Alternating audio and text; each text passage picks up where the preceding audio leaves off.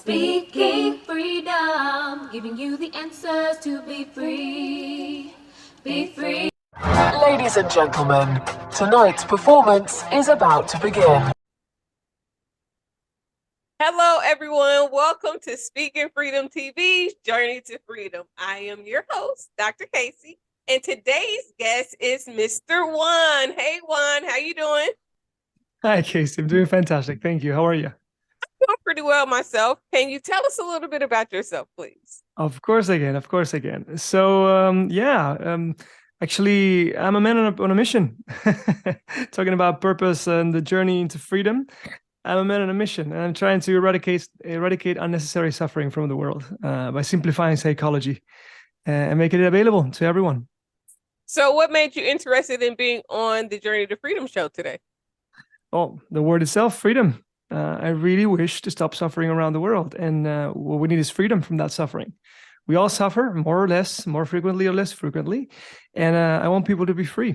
Everything we need to be free, me, you, everyone, all of the listeners, is right here within us. And it is accessible. It can be easy. It can be intuitive. It doesn't have to be complicated and take years to develop. It doesn't have to. So what is your job title? What do you do? Yeah, so I'm a personal mastery and leadership consultant, coach, trainer, speaker. And how did you get into your field? How did I get into my field? That was actually very interesting. It's because of a calling I had around 14 years ago during meditation. Can you describe that? What do you mean when you said calling? Literally, you normally read about this stuff, the calling. There's books about find your calling. But actually, it only became clear when it came. So I was doing meditation, and it was very deep meditation. And suddenly I got this message without words, without images, just came to me. It was clear. And the way I translate that into English is kind of like two phrases. You're going to be part of a engine of change of the world. You're going to lift humanity's consciousness. So when you say how you translate that into English, how did the message come to you? It's just a knowing. It's just knowing. It's a download. You just felt it in your heart? Oh, definitely. And I saw, if I have to show it to you how it felt, is almost like two hands doing this, lifting the world, lifting humanity. And it also resounded and felt like it was about being a part of a group of people lifting humanity's consciousness, right?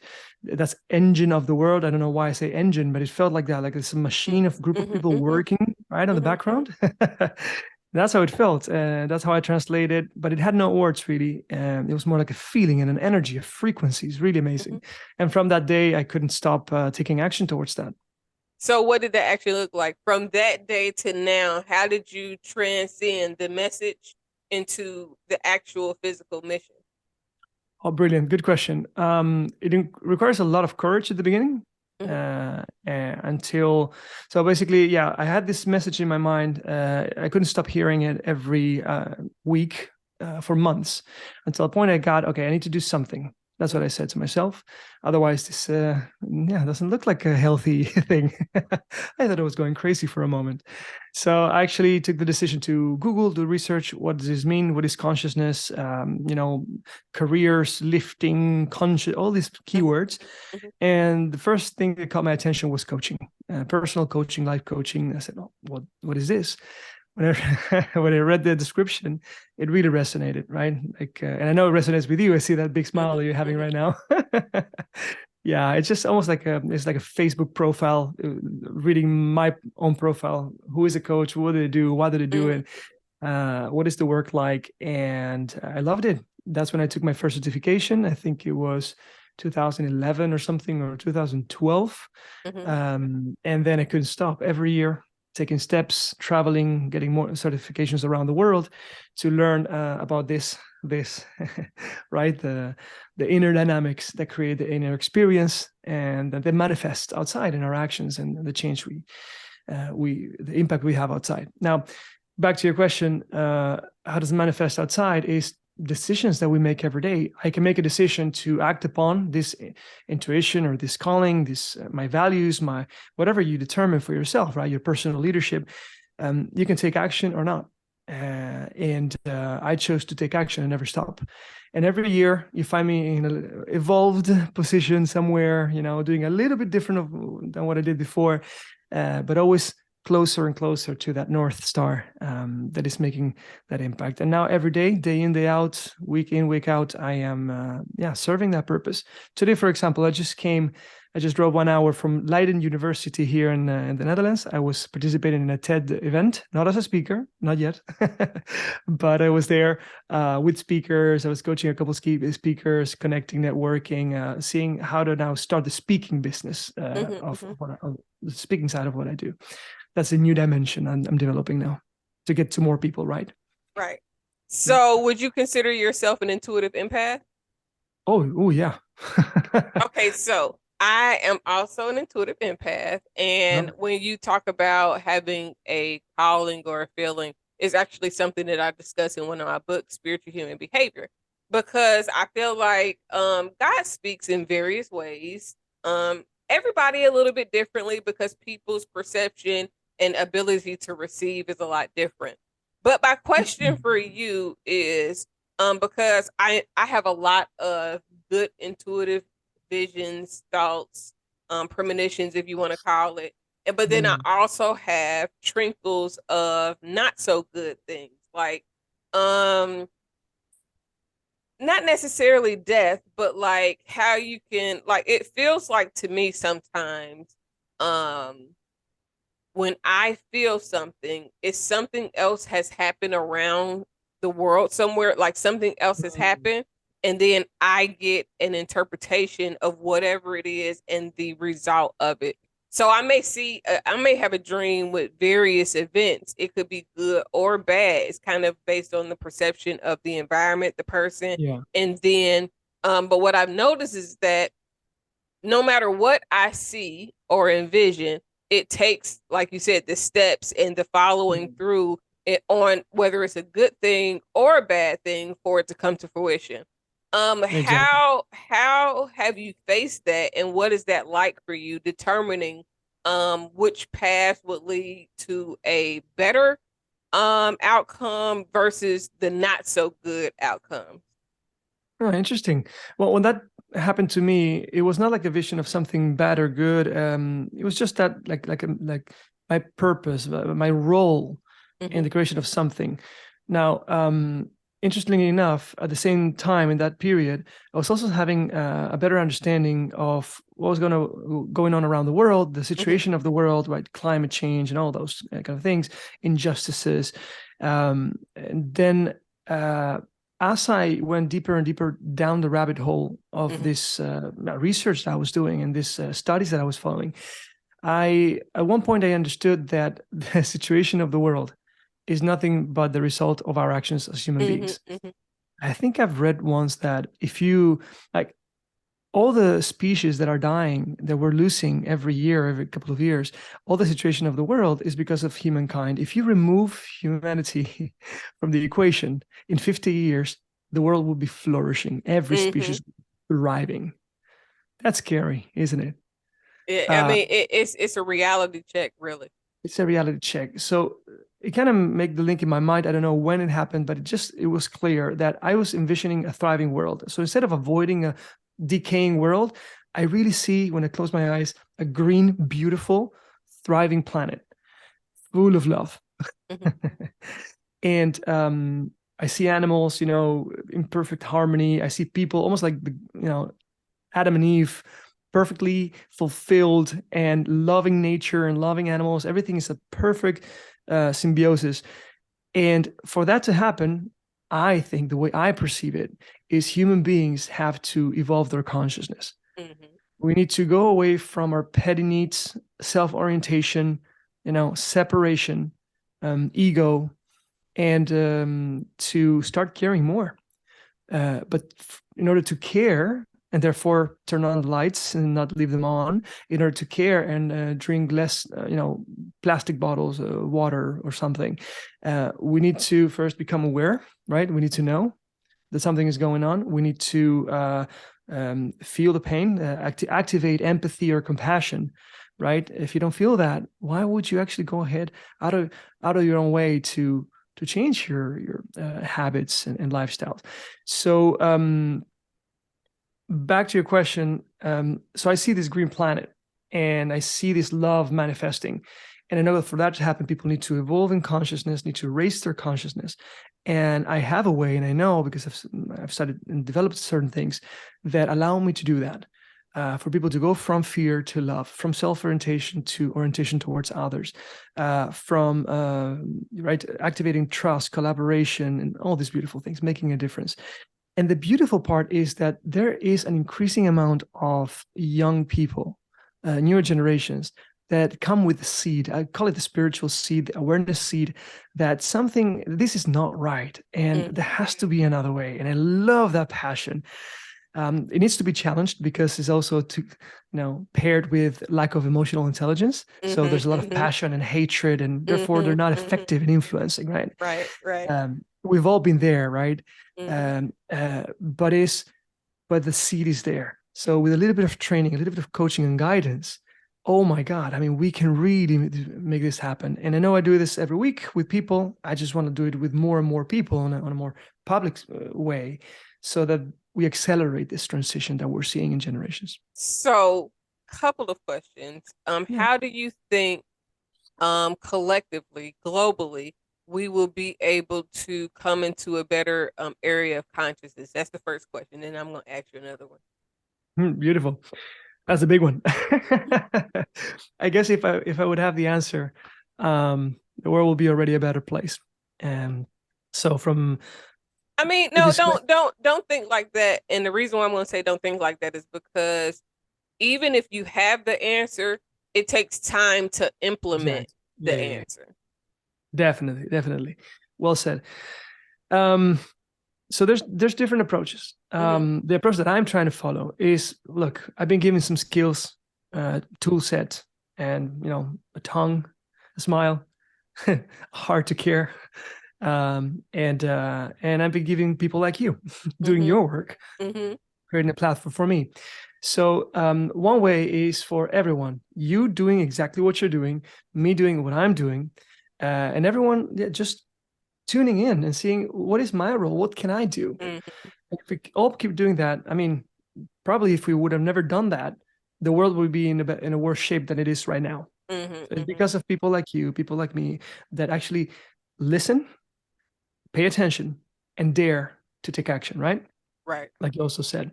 So that's one way. Then for me to, of course, there's politicians can do something. Of course, law, and there's a lot of ways to, but I don't know about this stuff. I'm ignorant about all those stuff. Right. I do not even like it. What I can do, and that's also what I've been developing in the last years, is I know that I can work one-on-one with a coaching client. And of course, I'm making a huge impact on someone's life. The inner universe of someone is being transformed. And that's already enough. I can die tomorrow and I'm happy. I made a difference. And probably you feel the same. I see by the way you react, right? There was a time that I didn't believe that I thought it has to be more.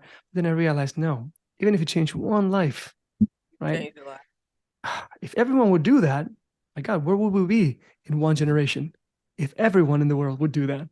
So a quick question. How do you think, that artificial intelligence and where AI is going will allow people the mental freedom and space to be able to go within versus always being caught up with the mundane things of working and the things outside of themselves? That's a beautiful question. I haven't given it too much thought, but I do think that there's enough people that are much smarter than us, right? And they know about this stuff very much, like Elon Musk, for example. And I follow the guy a lot for different reasons. And he was actually the guy who funded and founded OpenAI, which is where everything originated, was the first, right? And he always said from the beginning, we need to be careful because this is dangerous. Also, they can have ramifications also on work, on all this stuff that you're mentioning. And he's now also saying, okay, it's time to do something. He sent an open letter to Congress or something and to experts around the world saying we need to stop for 6 months any development of the AI because it's going in a dangerous direction. Now, because of the development of AI plus people like him trying to stop it and do it in a right way, I have faith that something like what you mentioned can and probably will happen, where unless we all get destroyed by AI, probably what will happen is that it will be channeled, that energy, that intelligence, to empower everyone. I mean, I use ChatGPT every other day to make my life simple, my work faster, and therefore I'm making more impact than I would have without it. I even created a prototype of a coaching bot with my thought process, with my values. And I said, okay, anyone who gets this link, speak like me, use these values and kind of this process, basic. Okay, boom. And I tried it with a couple of clients and it actually works. That's great. So we can actually democratize coaching, empowerment. Definitely, So we're going. let me ask you this question. Do you think that implementing that system would eliminate the need for your physical what you do as the person, not as the bot, the AI bot, but as what you bring as the soul? Because well, let me say this. I think that everything that has been created has a soul. Yeah. Just because it's not a human being doesn't mean that it isn't living. So I just want to say that because when it's created, it's given the soul, or it's given a portion of our soul as the light that allows the creation to come into fruition. Oh, look at that. So so I wanted to say that, but with taking on a more computer-based coaching, how do you feel like that will what that will do to you as the actual person that's offering the coaching? Well, again, it's moving so fast that we have no idea how's that happen. The only thing I know is I truly believe that you can never really fully replace these beings that we are. Right. And the kind of attention and presence, right, and space that we can hold for people. You know it. I know it. Right. I mean, it might be possible. I don't know how, but I think even every human being, no matter how good AI gets, we want two human eyes to be looking at us, you know, and getting serious when we're talking about something serious, and making us feel that we are valued, that we exist. So I don't think that's going to be a problem, and I wish it's not, because otherwise, also, I mean, the only thing possibility that I envision where none of us have a job, right? But I don't think that nobody having a job is a bad thing. I think that it would actually, I mean, it's going to start off frustrating for many people that have been accustomed and programmed to just be busybodies. But I think long term, it will give people the opportunity to see themselves, probably for the first time in humanity, because a lot of people don't see themselves. It's always outward bound. It's always looking outside of self for love, for respect, for leadership, for God, even, because yes, there is a God of all, but then there is a God of all within all of us, which makes us interconnected both to the earth and to the world and the people within the earth, the animals, the trees, and everything. And so I believe that not working would allow for us also to get to a space where it's more of a telepathic communication amongst us, because there's not a whole bunch of, right now I think the world is full, not of chaos in the sense that people think, but in the mental chaos, to where people's minds get so much to where it's just all like literally how my hands are. That's where people's minds are. Exactly. So it's everywhere. It's all these things feeding into it. So being able to not have to worry about working, as a person that I stopped working probably about 10 years ago, like a regular job. And it was the first 4 or 5 months, maybe the first year was the hardest, because it was like, oh my God, I'm not doing nothing with myself. I'm doing useless at home. What am I doing?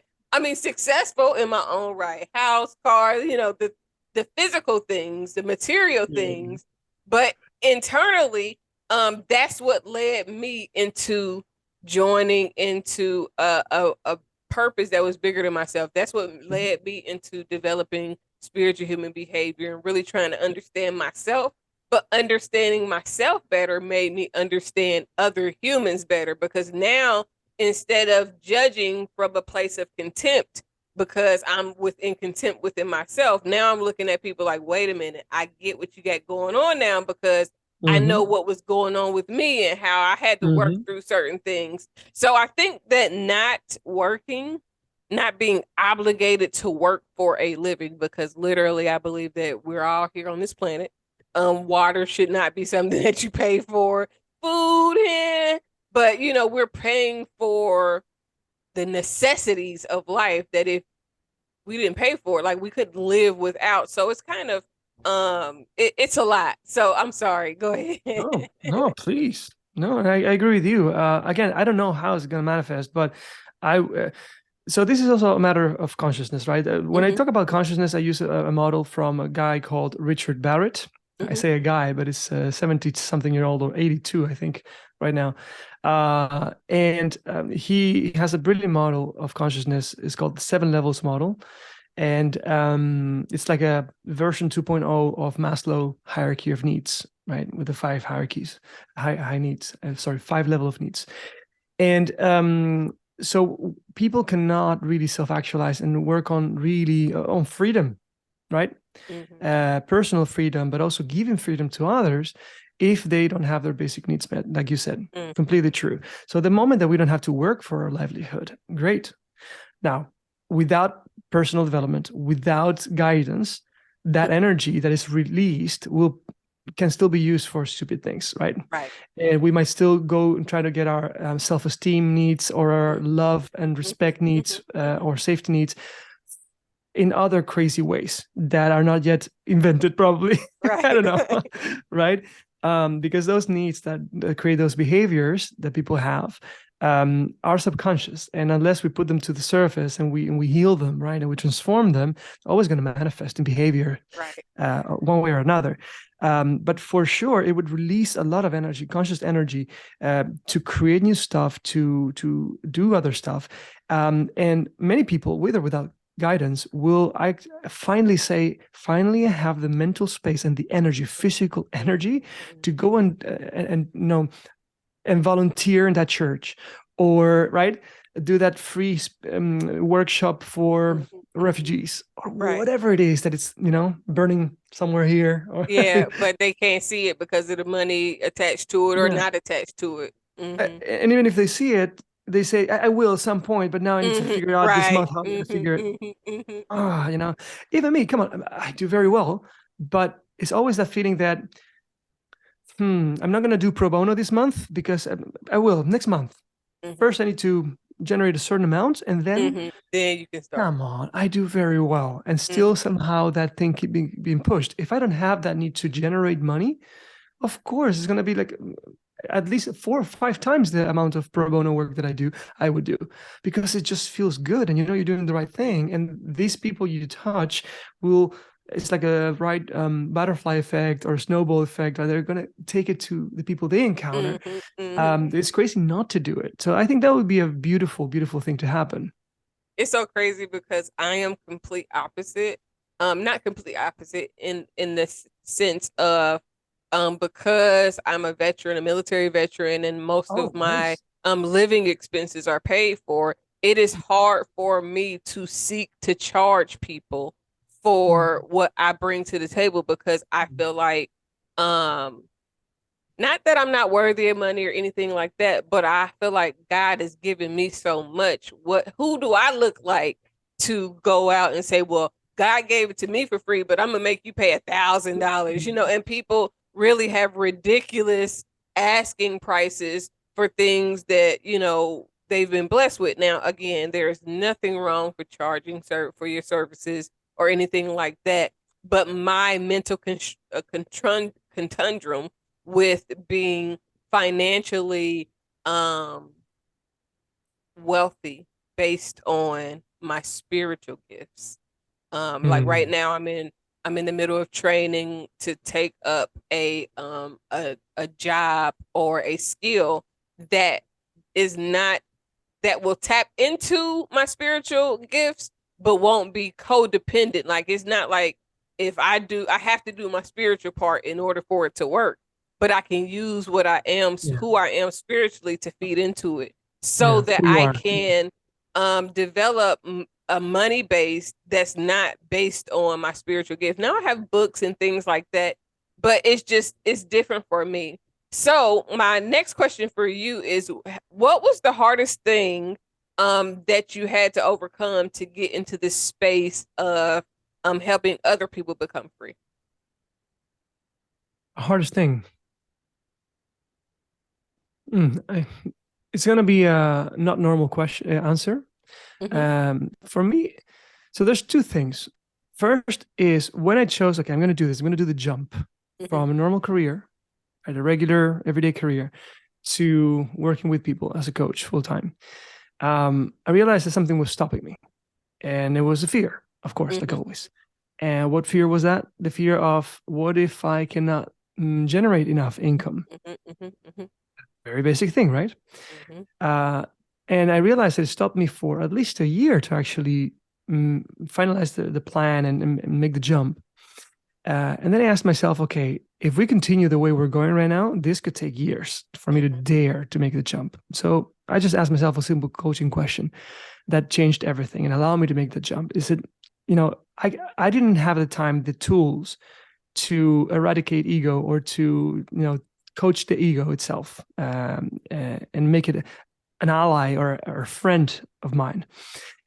So I just said, hey, ego, how much money is enough for you? How much should I have in the bank for you to say, okay, do it. Okay. And I said, okay, it was, I think, about a year or two worth of like salary. And so I did that. I made a plan. I saved. Luckily, I had a very well remunerated job at the time. So in a certain period of time, I had that money. I made the jump, and I had a lot of fun doing my thing for a couple of years. And then I realized, I'm not that good in business. So I was an amazing coach doing, my hobby, but I was not a business person. Therefore, financially, I didn't do well the first time in the coaching business, right? So, but conclusion to your question, I said there's a two-part answer, but the first one is, that fear of, do I have enough? And that's what I did to overcome it. But I think the second part of the answer is this.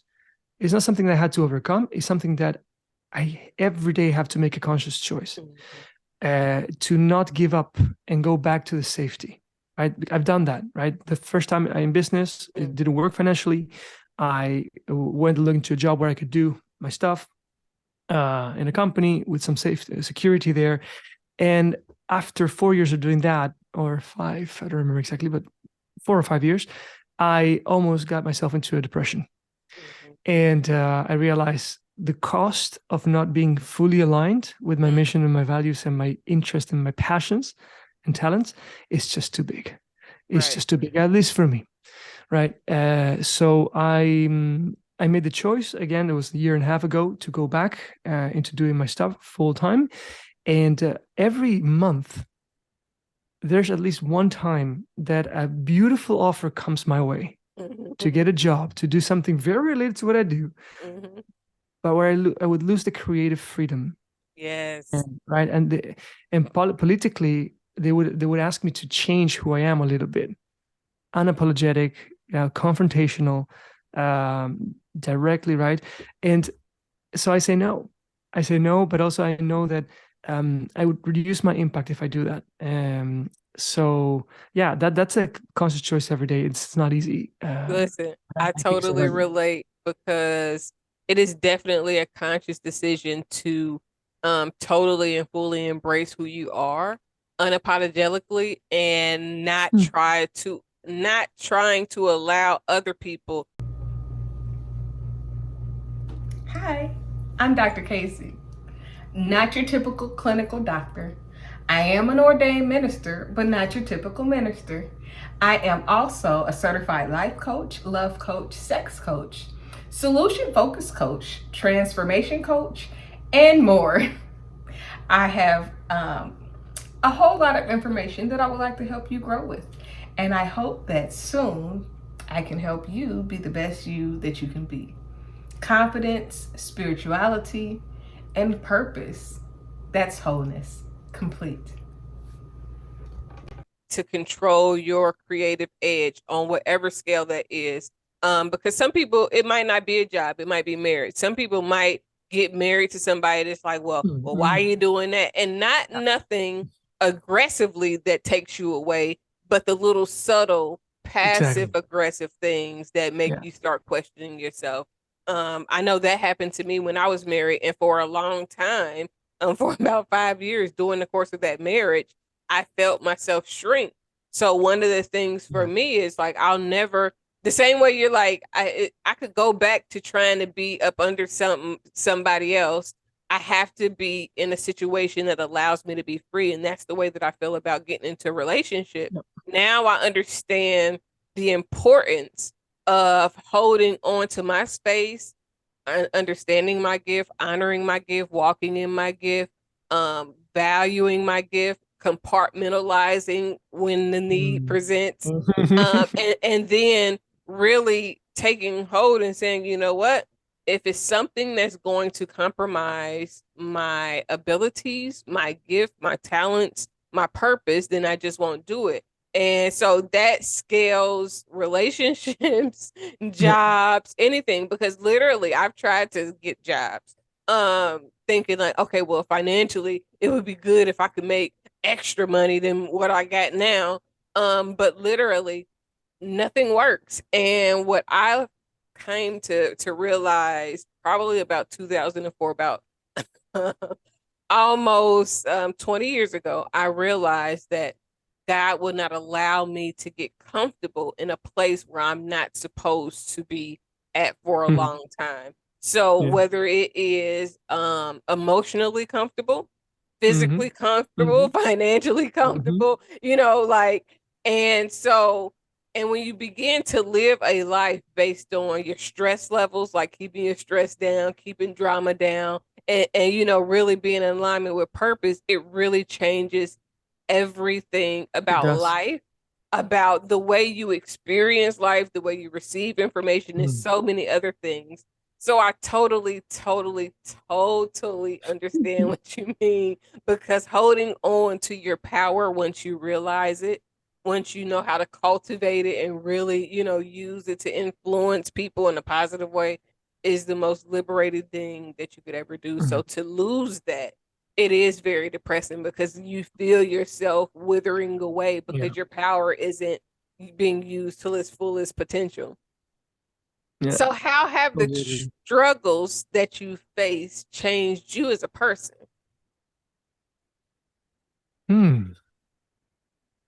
Wow, how not? If you would have met me 5 years ago, let alone 10 years ago, you probably wouldn't recognize me. To the point that I almost have no relationship with my family members anymore. Some of them have casted me away. Outcasted me, is that how you say it in English? They don't recognize me anymore. They feel too confronted with my new self. And I've lost friendships. When I say lost, I don't say it in a negative way. It's just a chapter is closed. And a new chapter is open. And it's beautiful. To be concrete, it's and it has taken the shape, first of all, of again searching for meaning. Someone who searches always for meaning, always is trying to make a positive impact on people's lives. Most lately, the values that I'm trying to develop and to step into is humility, is vulnerability, and so humility and vulnerability the last 2 years. Now I'm busy with generosity, right? Going against those fears from the ego that is never enough. You know, you could use your time to even generate more. Right now I was in this TED event, and there was this amazing talk from a Chinese woman who created an NGO that is helping a minority that has no representation, and that's Asians in Europe. For some reason, and she created it. She's doing amazing impact, and I just felt compelled, and I came to her and I said, hey, you know what, a part of me says right now you need to do something else, but here I am. You're here, my dear, you have me. How can I serve your audience, or how can I serve your team? You name it. I can do all this stuff, You just name it, it's yours. I'm yours. And it feels so good. So that's my latest challenge or development area. And last thing is, and of course, those are for me the most important areas of development. And then you have all the skills, right? So how do you become better at coaching? How do you become better at helping someone transform or suffer less? Or how do you lead a team to evolve and to have better performance? All the stuff, some skills that you add to the belt. But the most important ones are about the character of who I am. That transformation has been amazing, and I would never give it up. Okay, that's understandable. And so my next question is, if there was anything in life that you could change, is there anything in your life that you would change? And if so, why? Or why not? Anything I would change in my life? Yeah. What comes top of mind, and it is a big one, is I'm realizing even though I have all the skills I need to make the impact I'm supposed to make, I think someone put it in these words, is the fear of succeeding. Mm-hmm. Not the fear of failure, the fear of succeeding. Maybe that is it. So, showing up 100% in every opportunity, without perfectionism, not waiting that the program you're developing is great, is perfect, looks great. That would be it. I sometimes see people doing TED Talks or presentations with slides that you say, come on, you didn't even put a minute into it. You just, it looks awful. Like literally, it's almost like a joke, right? You probably see that. I have a high aesthetic side of me, right? I love aesthetics. For me, plus the perfectionism, that I'm a recovering perfectionist. It really hurts me when I see those slides and those graphics. But then I said, that guy used the 60 minutes that I would have used to make the slide better to connect with someone, to make a difference, right? Mm-hmm. To ask his wife, how are you doing today? Right?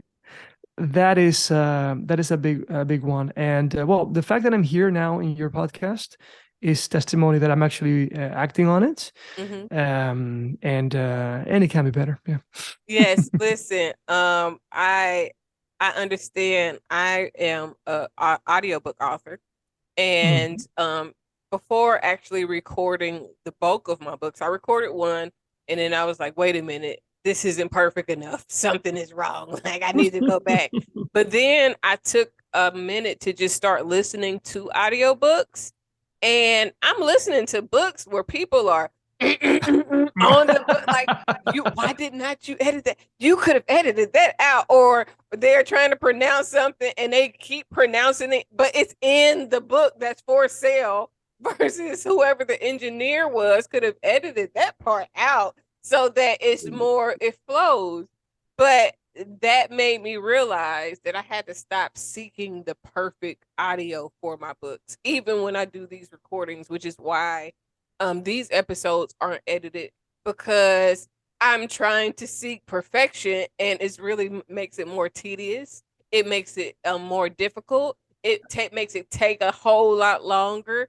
And in some cases, not all, it can take away from the genuineness of the conversation and the ability for somebody to be able to receive, because there are people that need to hear you fumble. There are people that need the mistakes so that they can know that even if in imperfection, they can find perfection. Because literally what makes us perfect as individuals are our imperfections on the grand scale of things. Because the things that make you Juan is because of the things that are not just like everybody else, or that makes you different.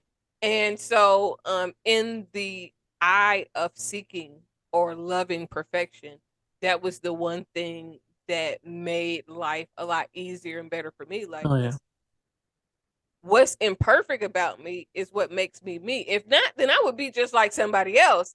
And God didn't need a whole bunch of the same person, because like you said earlier, we all have individual tasks. And if everybody taps into themselves and do specifically what they're good at, and kind of tunnel vision. They don't pay attention to what nobody else doing because somebody else may be good at something similar, but it's not yours. And their thing may be a little bit different because they have a little bit different people that they're supposed to reach.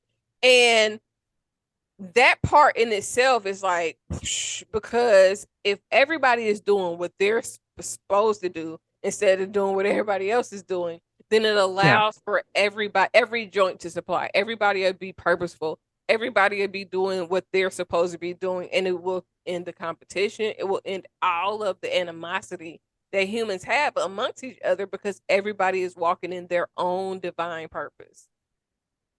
Actually, I love what you're saying right now, and I have a quote right here. Actually, I had it. My bookmark was right here on this page, and I want to read it. Okay. This is from Martha Graham. I don't know how you pronounce that. And she says, "There is a vitality, a life force, a quickening that is translated through you into action, and because there's only one of you in all of time, this expression is unique. And if you block it, it will never exist through any other medium and will be lost." What you're saying couldn't be more important. And actually want to tap into something you said, the perfectionism, right? Whatever it is that is driving you, I'm talking to everyone right now that is listening to this.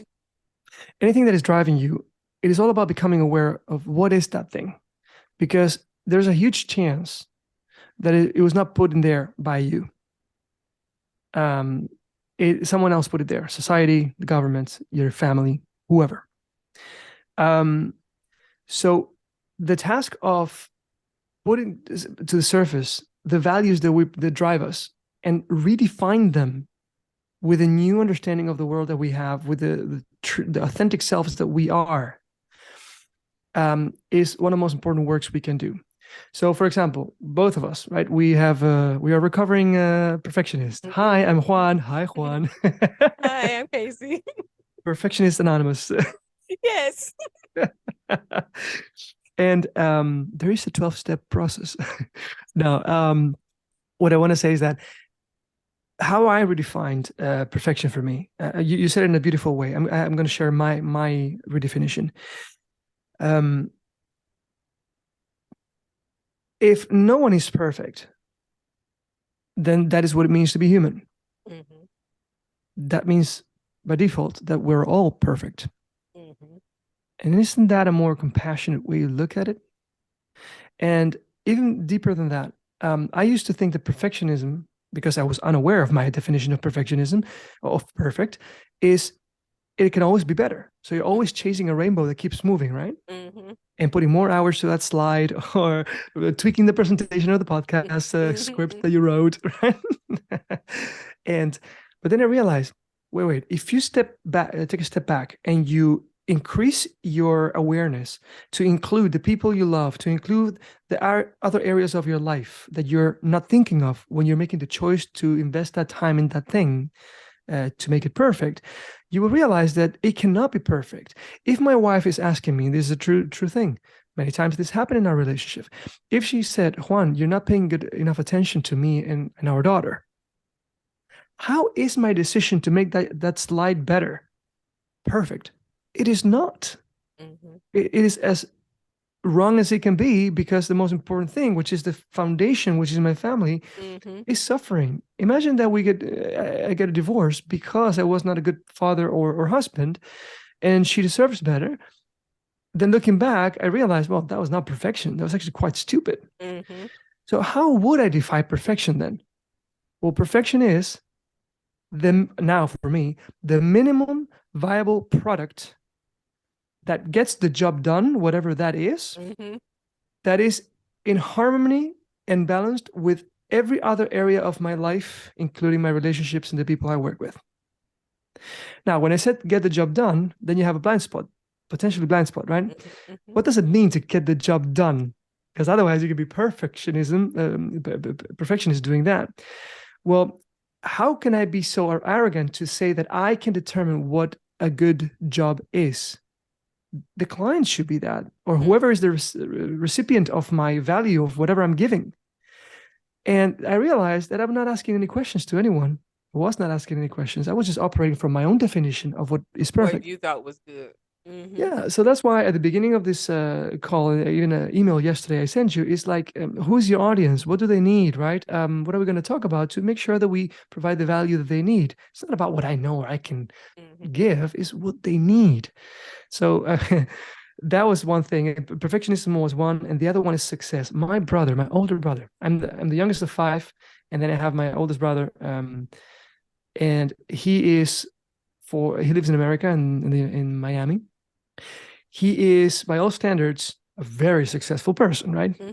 Most people would say. He has his own plane. He had a yacht. He works in finance. Right. And several times I stopped my communications with him because he just doesn't get it. We had discussions. Says, you're not doing it right in your business. Define right. And by the way, no, please don't define right, because I am the one who chooses how to define it. He says, but no, you don't get it. I am successful, he says. I really understand success. I'm the only one in the family who's successful. And I said, my brother, you don't understand this, but you are successful.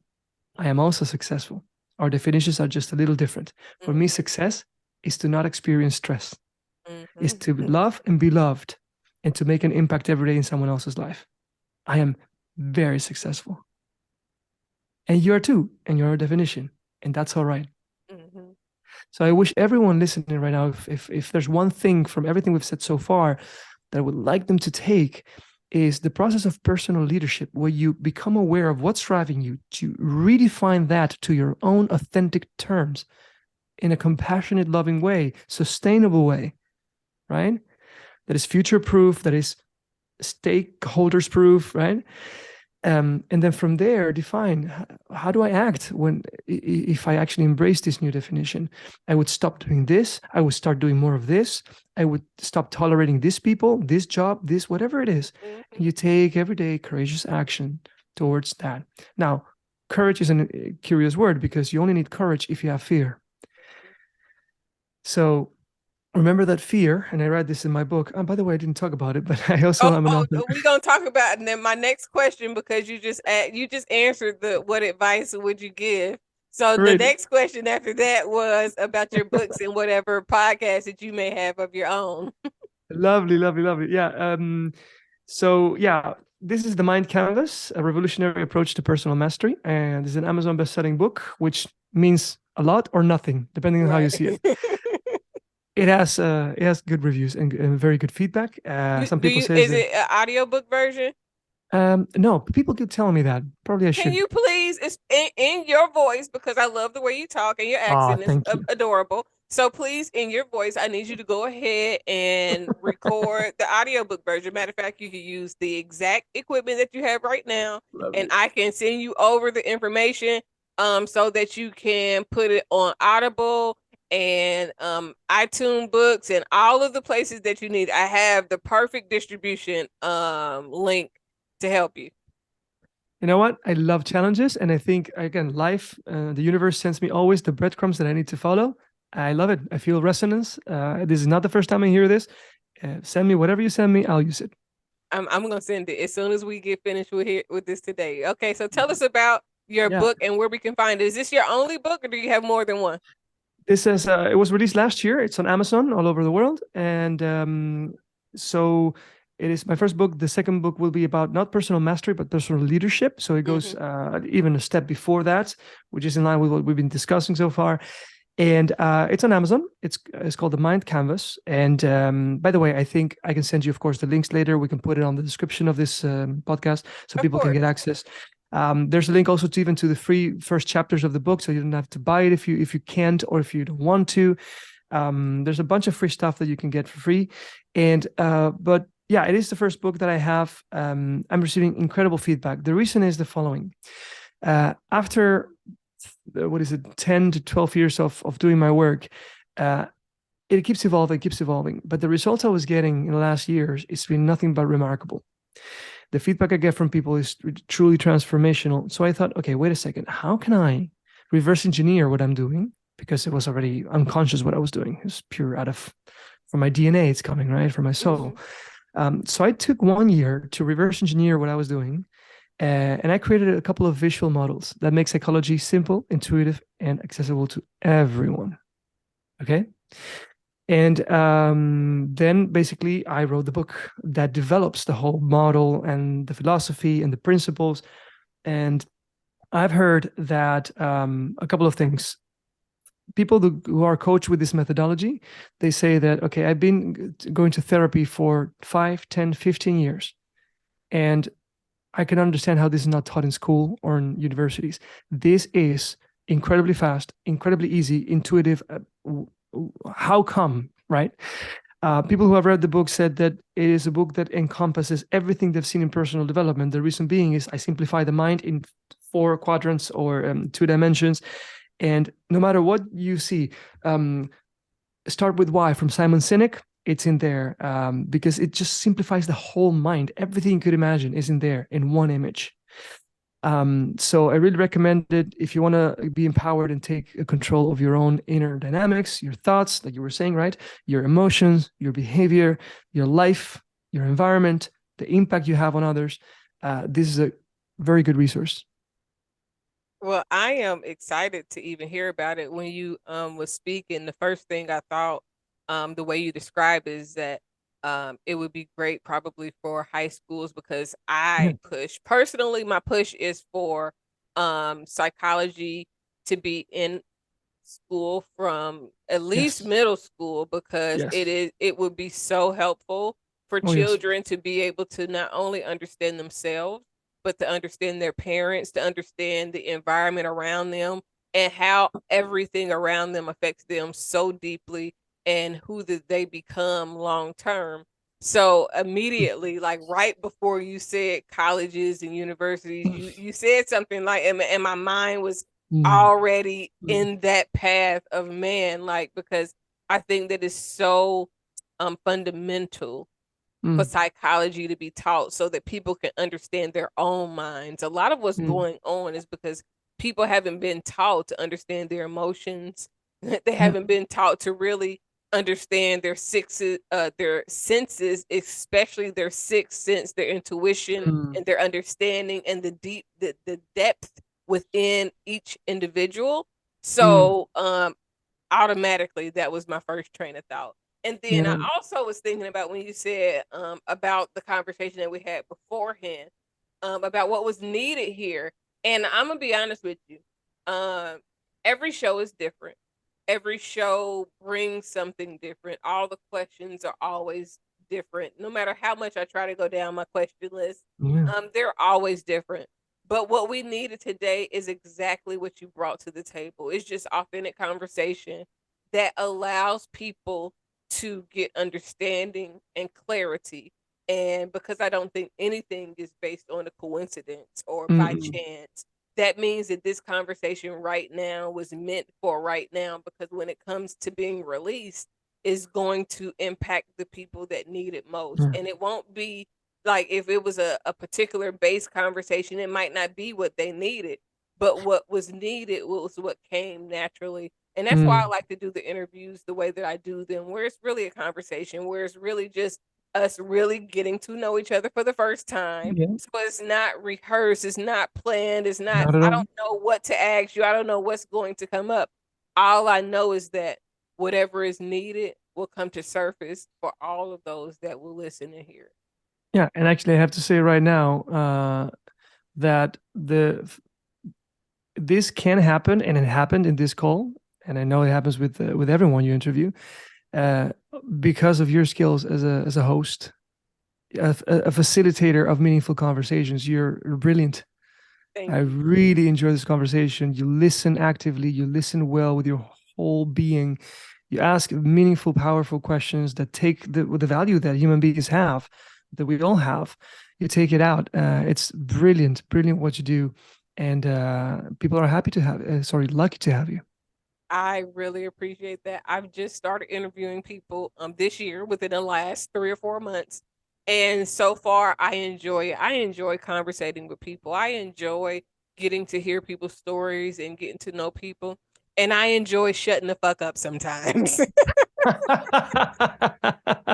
I enjoy allowing people to talk and share because I really and truly believe that you can learn from anybody. You can learn from everything. Every situation has valuable educational facts within it if you're willing to look for it. So I take this opportunity to learn from each person, to really also get a feel for the individual, what they should be doing. And anytime that God allows me to interact with somebody, I know that not only my needs are being met, but I am meeting a need of that individual as well. So, with that being said, I really wish that whatever that you have coming up works without a shadow of a doubt. Oh, Like that, whatever you put your hand to, it prospers like wildfire flowers, oh, thank you, my and dear. that that you continue to walk in your purpose and you continue to hold on to your peace, because that is what's going to guide you through life, the most uneventfully possible, but with so many events, because peace seems like it's boring to people that don't understand how much it takes to keep on to your peace. But peace is very eventful because you have to navigate through so many obstacles with peace, and understanding yourself to value and honor that peace, and the willpower to go towards peace versus going towards chaos. Yeah, that's a beautiful way to close this conversation. It is a choice. There's heaven and hell. There's peace or chaos. It is a choice. And every Where do you want decision. to? Yeah, where do you want to go? Who do you want to be? Is a choice. Is a lack of consciousness, the lack of awareness of making that choice, what creates the turbulence in our lives and the unnecessary suffering. That's why I keep that A here all the time, and I give this to all my clients of awareness. It all starts there. Even I use it. I need it. We all need awareness. Okay. So that's my wish to everyone listening to this.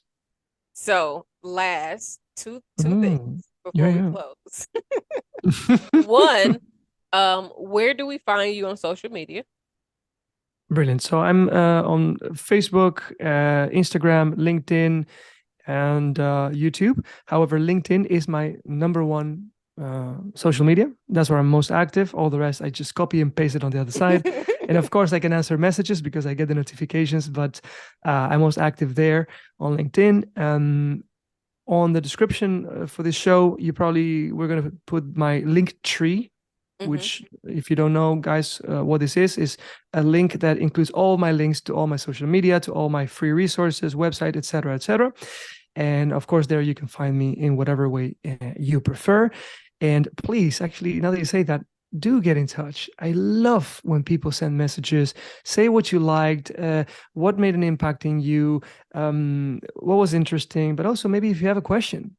Come Okay, on. but you didn't never tell us what your username is on any of the Oh, sites. You skipped that oh, part and told us good, the link good one. tree. You see that? Well, that's the thing, is because, yeah. So Are they it's all the because same, or they're all Juan they're not the Campoo? same. That's why Okay. they're not the same. But if you Google me, you're gonna. Google has made a good job lately of really putting a lot of me on the when you Google me. Okay. My name is Juan Campoo. That is JuanCampoo. Juan Campoo. Every social media has a little difference, so underscore Right, or right. point or J Mhm. or. So that's why the link tree. If we can share that with people, that will be the best in all channels. Okay. I'm going to do the same thing with you because, my dear, you provide a lot of service to humanity, and I want to also promote what you do and get my people, whoever is on my path, to also encounter your work and the beautiful interviews you make. Thank you so much. So, last question. What does Mm. freedom mean to you? Oh, you left the best question for the end. Yes, of course. Oh, let me tune in and feel that question. Okay. Two words come to mind: to heart, to soul. Freedom is inner peace, and freedom is the absence of fear. That's great. It was such a pleasure talking to you. I this is going to revolutionize so many people, because people we tend to hold on to things that limit us, that keep us in fear, and that doesn't allow us to really fully bloom, but this conversation will help a lot of people bloom. I hope it does, and I know it will. I know it will. Guys, get in touch, take action, be free. Thank you All so right. much, Dr. Casey. Thank you. And that is the show for today, everybody. See you next time. Hi, I'm Casey, Dr. Casey. Welcome to Speaking Freedom. We are happy to have you, and we hope that we are able to help you in every way possible. Have a good evening.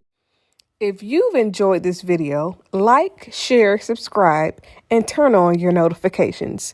New episode every Friday.